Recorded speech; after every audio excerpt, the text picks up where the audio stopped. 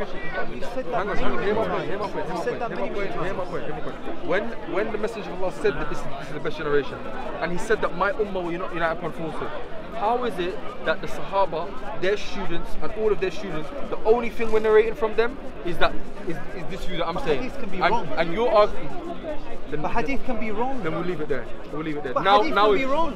Hadith can be wrong. Now we've. Is it mutawatir that Allah has a right hand? Now we've established that it's not going to go nowhere. Yeah, what we've got to do. What we've got to do is our just go back to the early methodology is Muslims. very different. I'm upon what the early Muslims were upon, the one that Allah's praised and the one that His Messenger praised. You're upon. Did he mention the person who got that, who he started that belief from? Where did it come from? Did he mention He hasn't mentioned it. He hasn't mentioned it. And if he was mentioning it, you'll see that your isnad goes back to outside of just Islam. because a hadith mentions something, it doesn't mean that you have to accept it. That's fine. I'm upon what the early Muslims were upon. Yeah. What are you upon? I'm on this. I follow what makes sense, which is Islam. I follow what the Islam early makes Muslims are sense. upon, and that makes sense. You follow but what, not everything that the early Muslims spoke about makes sense. What you're upon is you've drunk from not all of it. You've drunk from the cup of Aristotelian metaphysics. I've drunk from the cup when Allah is alhamdulillah, praise Allah for this, that Allah has allowed you to drink from the cup of the prophets and messengers. But that's just a claim. You could just say that. Again, You could just say demonstrate your belief goes back to the companions. Well, it goes back to the Quran. Okay. Who has a better understanding of the Quran, you or the companions? Who has a better understanding of the Quran, me or the companions? Yes. But that's begging the question. That's the point I'm trying to say to you. How do you know? How do you know that they said that they believe that Allah has a literal hand? I still haven't seen the evidence. Because all what has been transmitted from them. No, it's a hadith that says that Allah has two right hands. It doesn't mean that He literally has two hands. I'm talking about the interpretation. You're saying, okay, the hadith is there, but how we understand it is different. I'm saying the hadith is there, yes. And I'm saying the way that they've understood this has been laid out in the books of the Salaf. They worked hard to lay it down and make it easy, point by point.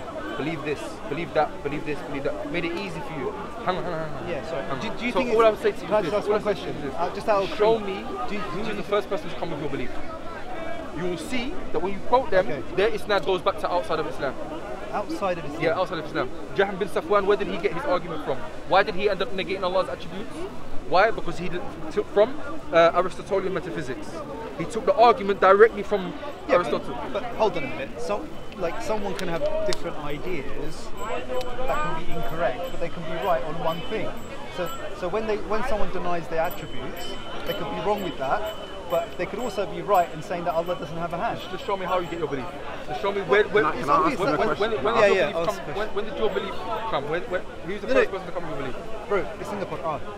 Yeah, Allah is not like His being. This is again, this is right. Allah is in the Quran. For the benefit of everybody listening now. So we can't understand the Quran without the companions. Rasul Sunnah Ahmad bin Hanbal opened the first page, and I mentioned this already, that he said, stick to what the companions of the Messenger of Allah were upon.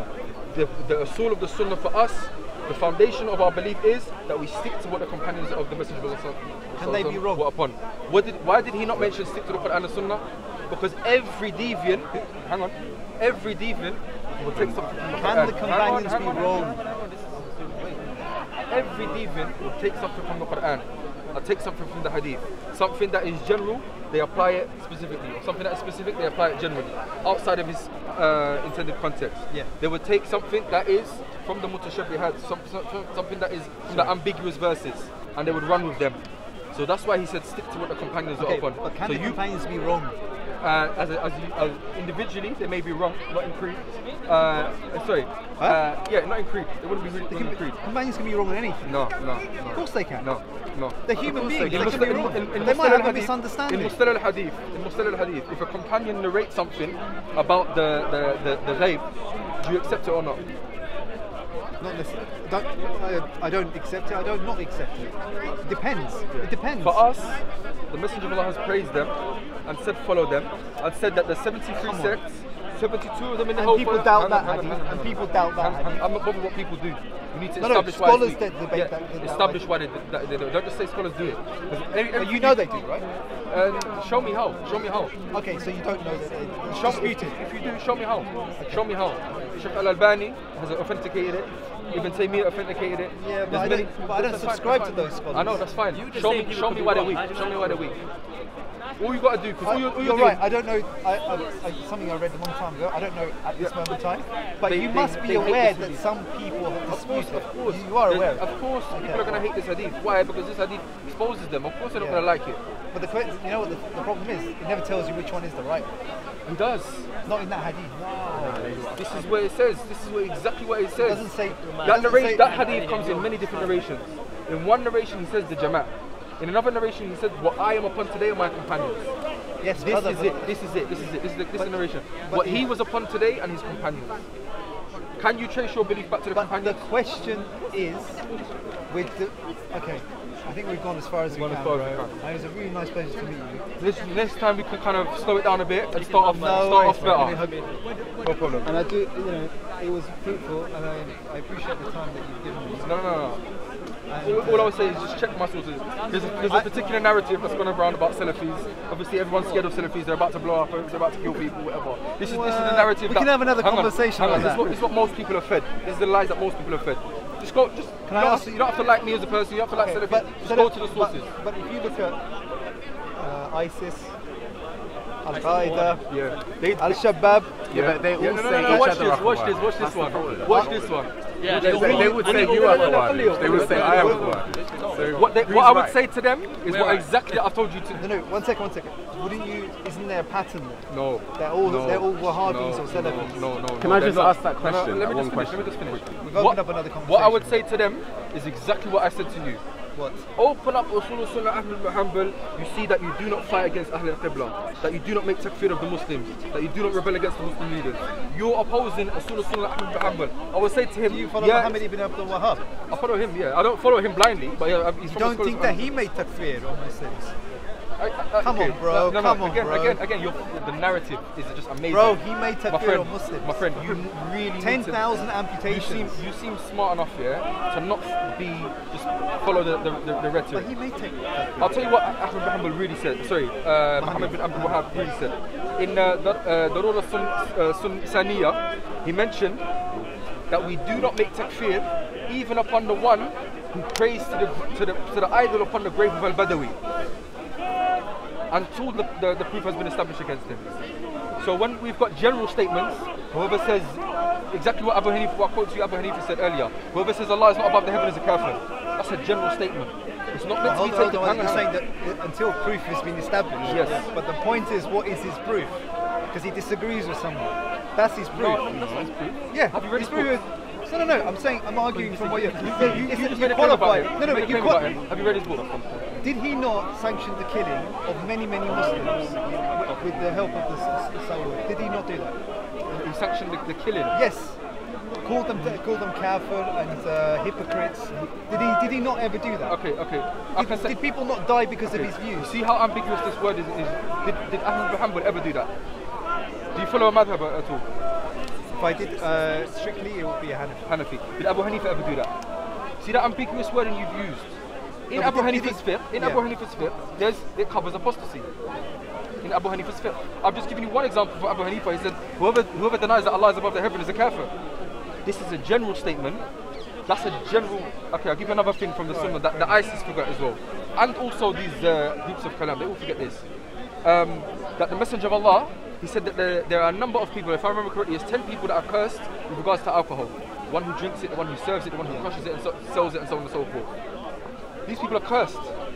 However, one Sahabi, the other Sahaba used to give him a bad name. Yes. Because he used to drink. Yes. The Sahaba, when he was brought to him, the Sahaba began to curse him. What did Rasulullah ﷺ say? Do not curse him, because he loves Allah and His Messenger. Yes. So we have a general curse and specific curse. The general thing is not always applied specifically. But, do you understand? But, hold on. Do you understand that point? No, I get it. I mean, it's a Yeah. valid So point. when we have, But when we isn't have- that ijtihad? Isn't that kalam? You're applying interpretation. Wait, hold on. No, it is. It's interpretation. But isn't it a fact? yeah, it's interpretation of But So it's okay. even Yeah. Wahhab. But it's not okay if he does it. because it's not the same definition. No, but there's a lot of contradictions. We're having a conversation. No, he wanted to There's ask just questions. so many contradictions. You're tagging me now, yeah? What do you mean? You've had tag team here all day long. I'm okay by myself. Don't worry. I'm okay by myself. Don't worry. Okay. Seriously, though, are you denying that Muhammad bin Abdul Wahab did actually sanction the killing of thousands of Muslims? Sanction the killing. By saying that something is He was against the Shia, for example. Yeah, I'm against the Shia. But you don't want to kill them. No, we don't want to kill them. But he did. He killed them. He sanctioned the killing. Okay, Okay, justified. Okay. When it comes And down, Sufis. hang on. You didn't want to kill Sufis. When it comes down to a Sufi state versus a Sunni state, hang on. He's not. I know for a fact he was not going out calling for indiscriminate insurrections, where a person could just go, you're Sunni, you enter the ranks of them and you just killed. No, this was one state against another state. These are the guidelines of war, but any state has these at their disposal. So you think that scholars, for example, people that were religious people should have been rounded up and killed? Huh? There were religious scholars that Muhammad ibn Abdul Wahab sanctioned the killing of because they were part of that persuasion. So these were laws of apostasy that are found in all of the fiqh. Bro, see, there's no difference between you and ISIS on that point. Well. There's no difference. No, there's a clear difference. No, there isn't. Because No, don't just say that and then don't let me. Well, let me finish my point. No. You just made a huge claim. I'll tell you this now, yeah, that we do not make takfir. I'll tell you exactly what Ibn Taymiyyah said. Ibn Taymiyyah said we are the last of people to make takfir. And we do not make takfir until all avenues have been exhausted. So basically, you make takfir though? We make takfir. Yeah. Do you make takfir? No, I don't make takfir. At all? No, I don't make takfir. Did the Messenger of Allah make takfir? Did Abu Hanifa make takfir? Did Sahaba make takfir? I don't make takfir on any. I can talk of a concept that brings you out of Islam, but I never say that person is a kafir. This is exactly. I'll never say it. But if he I will does, never hang say on. that. Of course, Because it's not for you. it's such a big sin to say call it, someone exactly. a kafir. But if you want me to talk about conceptually, what does it believe in Islam? Exactly. That's fine. Exactly. But so for your people example, that you if I said Allah has a hand like this, you would say this is kufr. I wouldn't say it's kufr, I just think it's stupid. No, you would say it's kufr. No, I'd say it's stupid. Listen, maybe outside of this debate, No, I wouldn't say it's kufr. You would say this is kufr. Listen, dude, I'm telling you, Because I you're wouldn't saying- say it's kufr. fine, I'll take your word it's for it. stupid. I'll take your word for it. But what I'm saying is that there is apostasy. There is apostasy. How the fiqh of it is and all of that stuff. Hang on, let me just finish a point. Wow. How the fiqh of it is, of course, this is not for the lay people talking in the coffee shops. This is where ISIS get it wrong. They take the general statements and apply them across the board. So ISIS are only wrong on ISIS. Hold on, wait. No, sorry, don't work out. Let me just finish my point, because then I'll let you. I'm not afraid to hear anything you've got to say. Just let me finish a point, yeah. So these general statements, they are not for the people that don't understand what the Islamic ruling on apostasy is. These are only for the scholars. So for you to say that there is no such thing in Islam as apostasy, there is no such thing as killing apostates in Islam. there is no such thing. There's no such Okay. thing. Did Abu Hanifa agree with you? He said that you can't kill Is there any circumstances that Abu Hanifa? No, because the way that they understood apostasy is very different to. So hold on. You take the hadith that said whoever changed their religion killed them. Yeah. This is for the judge. This is for the party. No, but you believe that, yeah? Okay, so No, just yes or no. No, sorry, these yes or no questions. No, do you? No, sorry, you don't do this. You don't do these yes or no questions. This does not work, I'm sorry. Because these yes or no questions, you take one meaning from it and run. We're not on LBC. Yeah? Oh, this is Majid Nawaz. Yeah, that's what it says Majid Nawaz, bro. We got him. Does Majid Nawaz believe Majid Nawaz? Does Majid Nawaz believe the same stuff? That's why you want to do the yes or no questions. Yeah. You're rolling with Majid He's got you too on much. LBC, bro. Wow, Makes that Well, makes that's the sense first now. one that I asked. But No, We've that's been fine. here over an hour. No, you're just going to yes or no question now. Yeah, that's one that I asked. Yeah. Okay, but you wanna anyway. My point is this, yeah. That you made me lose my point. You say it's for Ahl al-Ilm and it's for the Qadi. You said for the there's Qadi. Qadi, Yeah. which doesn't make a difference. Okay, so Abu Hanifa, he clearly had rulings for apostasy. This is what I was gonna say. And now the had punishment. If you look at them how they're described, Rasulullah sallallahu alaihi wasallam mentions something that everybody misses out. And when we're talking about Sharia in a Western context, people don't understand the full meaning of Sharia. Okay? the Prophet peace be upon him, he said, avoid the had punishments by doubt. Bro, you're telling me stuff like I know, yes, but here, that does not help your no, situation. you need to finish my point. You need to allow me to finish my point. So we know that these things, why they're there. If they're meant to be avoided at all costs with doubt, and the extent that they've gone through, sometimes the doubt is sometimes it's borderline ridiculous. Why we're going to doubt? Even if you had 100% proof, it doesn't make it right. Hang on. So what we would say is that these act as a deterrent. These are the deterrent. So the application of them in practice, in reality, we're not going to see mass executions. We're not going to see mass hands getting chopped off. We're not going to see mass people getting stoned. So this is where it is. In the application of it, the application of it is warded off at all costs. In reality, it is there and it acts as a believe in the deterrent. hadith that says if anyone changes their religion, kill them. Yes. Would you kill a Christian that becomes Muslim? I'm not a Qadi, and if No, but a Christian, do you want to be literalist? yeah, If you want to feel that, would you kill a Christian that becomes Muslim? They change their religion. Okay, so now you've got me because you think I'm inconsistent. No, I'm So asking. I'll tell you how we interpret it. We go back to how the early Muslims interpret it. Did they understand that for a Christian becoming a Muslim?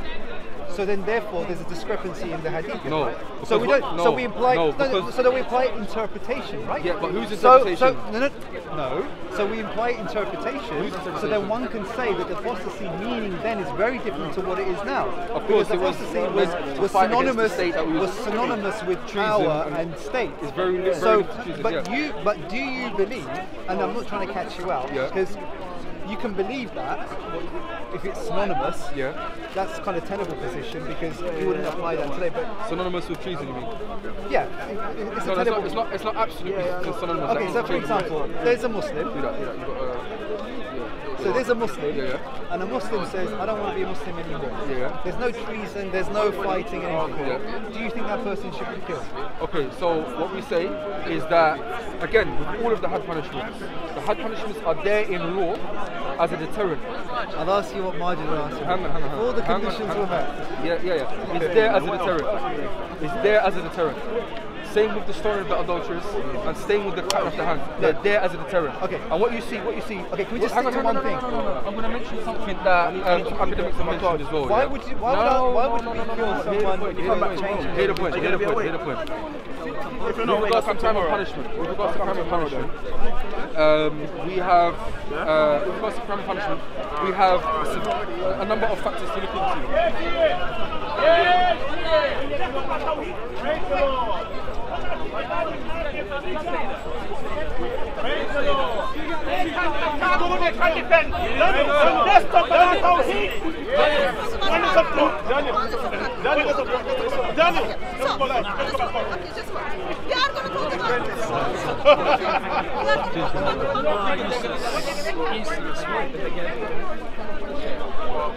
Society, you understand that these things are taken into consideration, and they developed a formula. The severity of getting caught, so the severity of the crime and the likelihood of getting caught. If the severity is high and the likelihood of getting caught is low, then what does that show? That the deterrent needs to be high.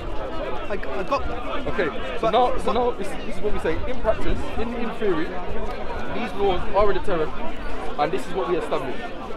Now, if the person did meet all of the conditions, we would use every avenue not to go that way. And it didn't work? And it didn't work, you would find ridiculous ways not to do it. So you don't believe it?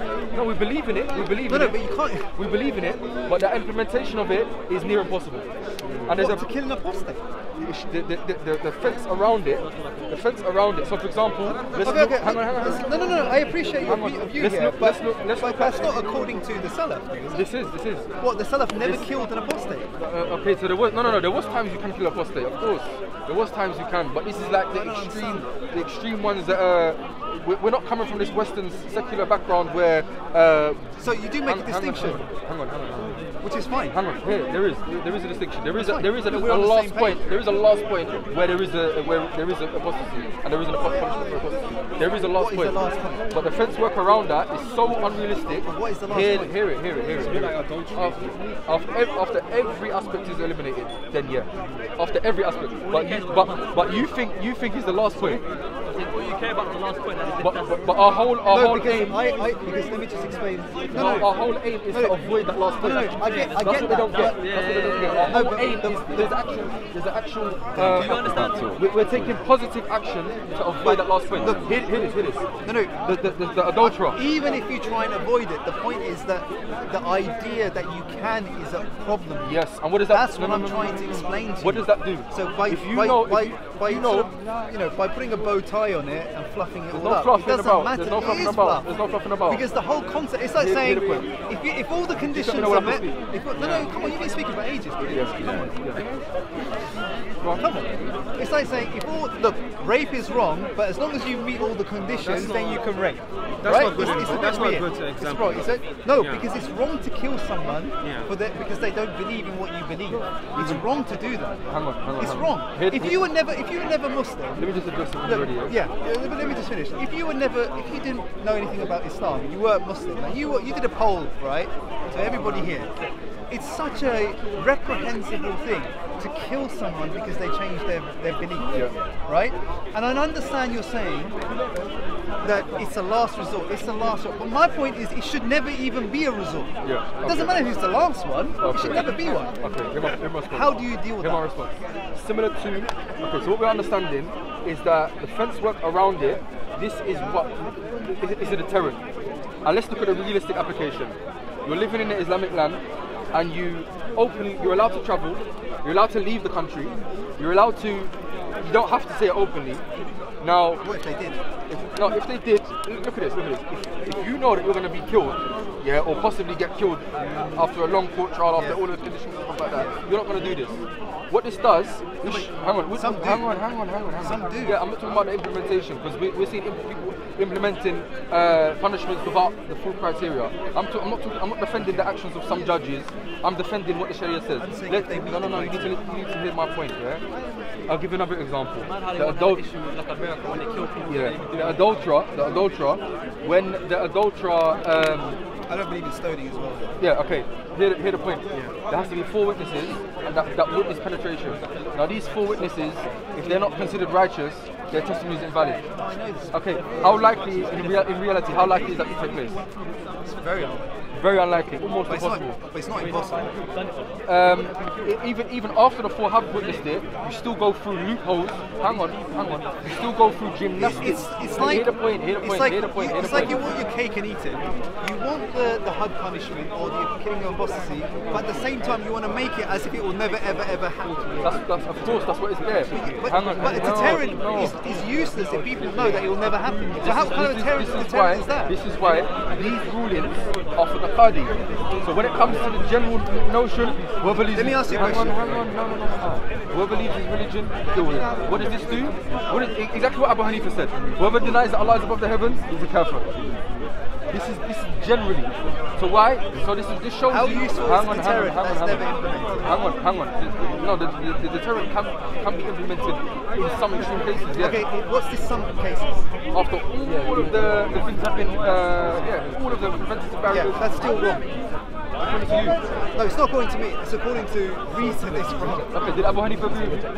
No, he said that you can't kill women and children. Why? Because we come back. No, he said you can't kill women and children in apostasy. And the reason for that. So why? That's not sexist. Because hang on, no, it's not sexist. Because women and children don't engage in warfare. So Imam Abu Hanifa said. Context. Yes, it has a context. Now, but if you look at Hanbali opinion, if you look at Hanbali opinion, we're not talking about jihad. We're talking about it's apostasy. It's the assumption.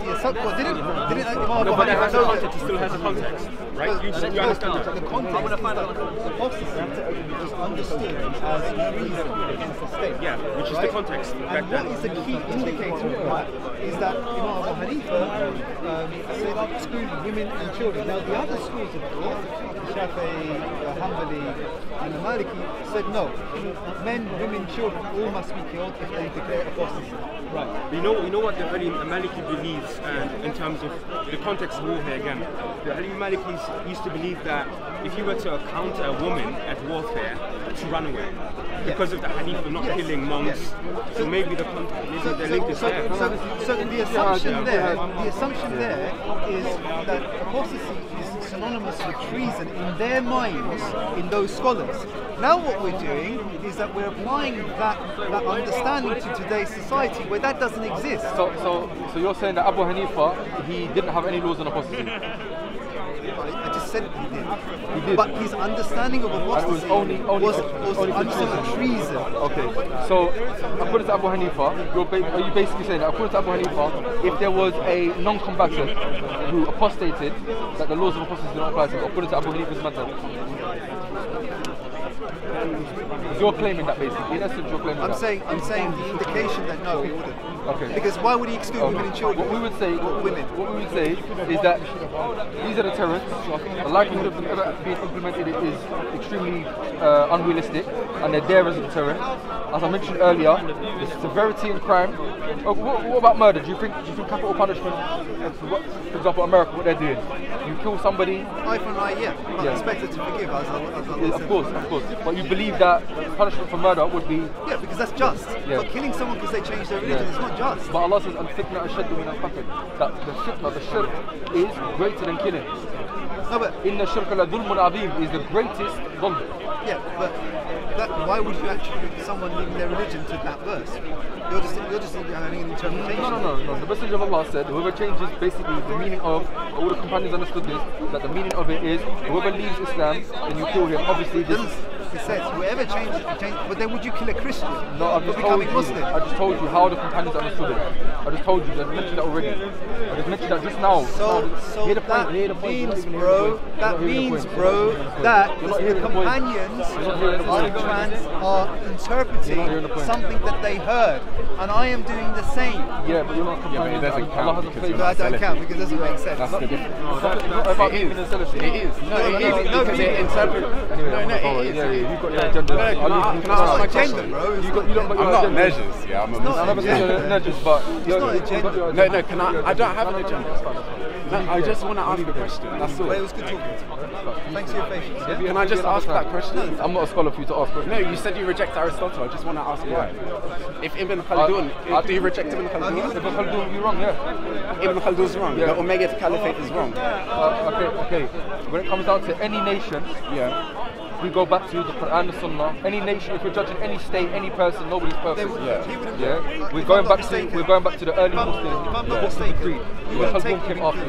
Yeah, but what I'm saying is, Islam is influenced by Aristotle. Like, There's one. because they're quite it's rational. largely influenced by historically. You was talking over him, but go on. Go on. No, Go on, answer it. No, finish. Wait, talk to him. You need to listen to me though, yeah? Don't just. All right, but it needs to be a discussion. No, wait, talk to him.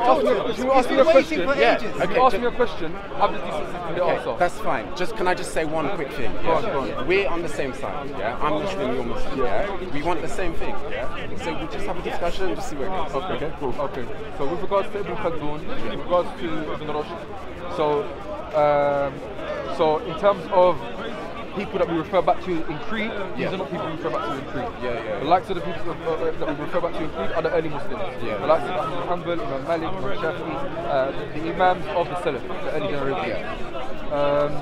So these people, if their belief is in contrast to those, then that would mean that they're not people who go back to in matters of creed. However, they may have some works that the ulama that are upon that creed have checked and have verified and say, well, in this issue on hadith, this is okay. Like, so for example, Ibn Hajar, Ibn Hazm, these people in creed, in hadith, in fiqh, these things are, sorry, not in creed, in fiqh, in hadith, the ulama would have checked it and said, this work in and of itself is okay. However, in other areas you may be incorrect. So with regards to Ibn Khaldun, with regards to Ibn Rushd and these people, they may be one or two works that ulama have checked and are allowed, but in essence they're not people we refer back to as imams. Does that answer the question? It does, right? But so the issue is, you said that you completely reject Aristotle. But I think I agree with you that you can take it from it. I'll come back on live again in a bit, inshallah.